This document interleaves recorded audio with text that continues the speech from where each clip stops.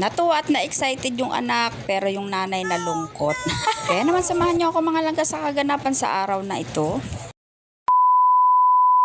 Dahil halos magkasabayan lang kami ni Raiko na nagising mga langga, sabi ko sa kanya gisingin niya si Tita Kalin at samahan ako pumunta ng palengke. Malayo pa yung pasukan natin mga langga pero unti-untiin ko na nga yung mga gamit ng mga Junakis ko. Dahil paglabas namin ng kanto mga langga may dumaan nga na jeep kaya nag-jeep na lang kami. Nung nandun na nga kami sa palengke bumili nga muna kami ng zipper. At pagkayari nga namin bumili ng zipper, hetong at bibili nga kami ng uniform. Ay, si Kalin nga mga langga sa susunod nga na pasukan grade 7 na kaya naman kailangan ko bumili ng uniform niya. Dalawa nga sila na high school ko nga mga langga kaya naman dalawang pares na uniform ang bibilhin ko, tig-isa sila. May mga uniform na mga pinaglumaan yung mga ate niya kaso nga mga langga masyado ng luma dahil tatlo na nga gumamit dun sa uniform na yun. Pero pwede pa naman gamitin yung mga uniform na yung mga langga at pwede nga din nila isalit-salit yun. Kaya ako bumili ng zipper mga langga dahil nga ipaparepair ko yung dalawang palda dun na walang zipper para magamit nila dahil pagdating nga ng tag-ulan hindi naman pwede na isa nga lang ang palda nila at isa lang din ang blouse. May kamahalan nga ang mga uniform ngayon mga langga pero for the go tayo dahil nga kailangan natin magpaaral ng mga Junakis natin. At bumili nga rin ako ng isang short ng aking bunso. Kaya rin nga namin bumili mga langga, siyempre magbabayad tayo at pumunta naman kami ng palengke para bumili nga ng ulam. Bibili nga ako ng baka mga langga para nga ako masarap yung may sabaw. At wala na nga ako maisip na uulamin namin mga langga kaya ito na lang ang naisip ko na ulam namin ngayon. At pagkaya rin namin bumili ng ulam mga langga, pumunta naman kami ng Save More. Dahil kailangan nga ni Kalin ng PSA mga langga kaya heto't kukuha nga kami ng PSA niya. Siya na nga pinapill up ko nga mga langga, sabi ko nga sa kanya sige ikaw na mag-fill up niyan para nga matuto ka. At pagkatapos nga namin doon mga langga, heto nga't nagmerienda nga muna kami dahil nagugutom na nga kami dahil ano oras na nga niyan. Siomay na nga lang ang in-order ko nga mga langga, sakto naman na may dumating na mga bata na nanghihingi kaya binigay ko na hiningi nga yung kinakain ko. At nagsamalamig na nga lang din ako mga langga kaya sabi ko sa anak ko tara na't umuwi na nga lang din tayo, tanghali na din naman na. Kaya naman for today's video nga mga langga, heto nga't pauwi na nga kami. At ito nga pag uwi ko nga mga langga,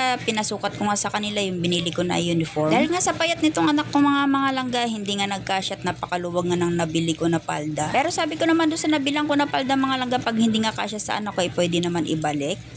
At ito nga yung bunso ko nga mga langga, pinasukat ko nga rin yung binili ko na short niya. Para kung sakaling man na maluwag o masikip sa kanila, pwede naman ibalik. At ito naman yung binili ko na blouse nga mga langga sa anak ko, saktong-sakto nga lang din sa kanya. Yung palda nga lang ang problema. At ito nga yung luma nila na palda na pina-repair ko. Dahil sinabi ko naman na sa kanila kung ano dapat palitan, kaya naman tiwala ako na yung sinabi ko sa kanila, ginawa nila. Dalawang palda yung pina-repair ko, pero isa nga lang nilagyan nila ng zipper na bago. At yung isang palda nga pinaubra nila yung zipper dahil umubra pa nga. Kaso nadismaya nga ako mga langga dahil nga hindi nga pantay yung pagka-zipper. Bali sana pinaubra nila at hindi nila pinalitan yung zipper mga langga, sana naman inayos nila. Magbabayad ka naman ng tama pero hindi tama yung ginagawa nila. Hindi ko na nga kasi nireview sa mga langga nung nandun kami pagkakuha ko nga ng mga palda dahil nga nagmamadali kami dahil nga tanghali na. Dahil sobrang luwag nga nitong palda na itong mga langga kaya ibabalik ko nga ito at papapalitan ko ng mas kasya sa kanya. Dahil tanghali na nga rin dyan mga langga kaya heto't mag-aasikaso tayo para sa tanghalian. Bago nga ako nag-asikaso dyan mga langga at nagbihis nga muna ako at pawis na pawis nga ako. Bumili nga ako nitong pusit mga langga at gusto ko nga dito palamanan. At habang nililinis ko nga ito mga langga, hetong at si Raiko at dinadaldal nga ako. O siya, for today's video nga mga langga, hanggang dito na nga lang muna mga langga at ako nga mag-aasikaso muna dito sa aking mga pinamili. Thank you for watching mga langga.